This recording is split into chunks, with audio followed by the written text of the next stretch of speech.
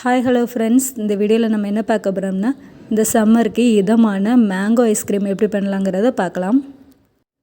நான் ஐஸ்கிரீம் செய்கிறதுக்காக ஒரு பெரிய மாம்பழத்தில் ஃப்ரெஷ் பாட்டை மட்டும் எடுத்து வச்சுருக்கேன். இப்போ ஒரு 500 மில்லி பாலை நல்லா சுண்டை நம்ம காய்ச்சி எடுத்துக்கலாம். தண்ணி எதுவும் சேர்க்கக்கூடாது. சரி, இது கொதிக்கட்டும். நம்ம சைட்லேயே கொஞ்சம் கார்ன்ஃப்ளவர் மாவை கரைச்சி எடுத்துக்கலாம். நான் 2 ஸ்பூன் கார்ன்ஃப்ளவர் மாவை எடுத்துக்கிறேன்.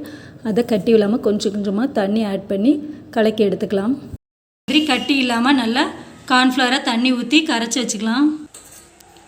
பாருங்கள், பால் நல்லா சுண்டை வற்றிட்டு இப்போ நம்ம இந்த கார்ன்ஃப்ளவர் மாவை இதில் ஆட் பண்ணிக்கலாம்.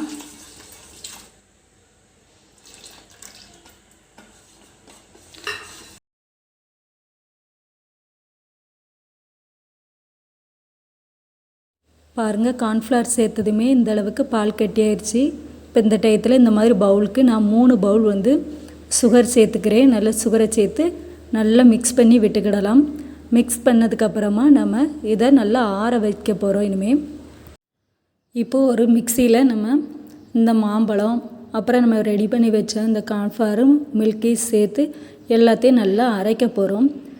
இதே உங்கள்கிட்ட பெரிய ஜார் இருந்ததுன்னா உங்களுக்கு ரொம்ப ஈஸியாக இருக்கும். பெரிய ஜாரில் போட்டு ஒரே தடவை நீங்கள் அரைச்சி எடுத்துக்கலாம்.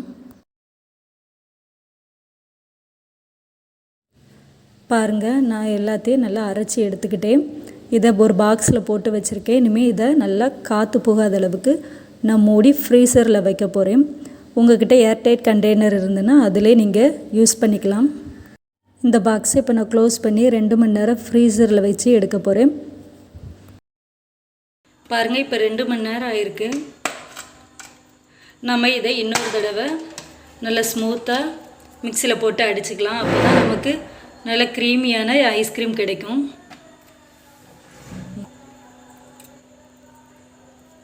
பாருங்கள், இப்போவே ஐஸ்கிரீம் ஆக ஆரம்பிச்சிருச்சு. நமக்கு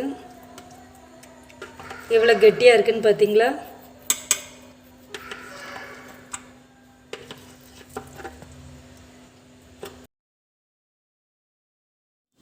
பாருங்கள், எல்லாத்தையும் நல்லா மிக்சியில் போட்டு அரைச்சி எடுத்துட்டேன்.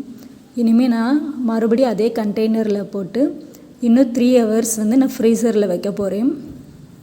அப்படி வைக்கும்போது நமக்கு ஐஸ்கிரீம் இன்னும் ஸ்மூத்தாக கிடைக்கும்.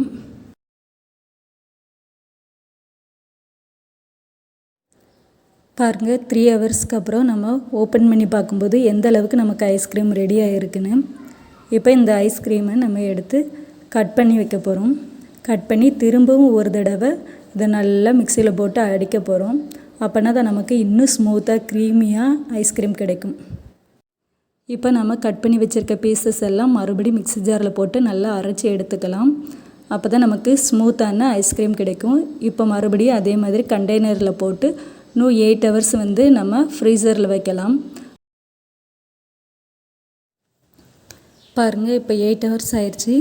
8 ஹவர்ஸ் கழித்து ஓப்பன் பண்ணி பார்க்கும்போது நமக்கு ஐஸ்கிரீம் எந்த அளவுக்கு க்ரீமியாக நல்லா சாஃப்டாக ஸ்மூத்தாக எந்த அளவுக்கு வந்திருக்கு நீங்களே பாருங்கள்.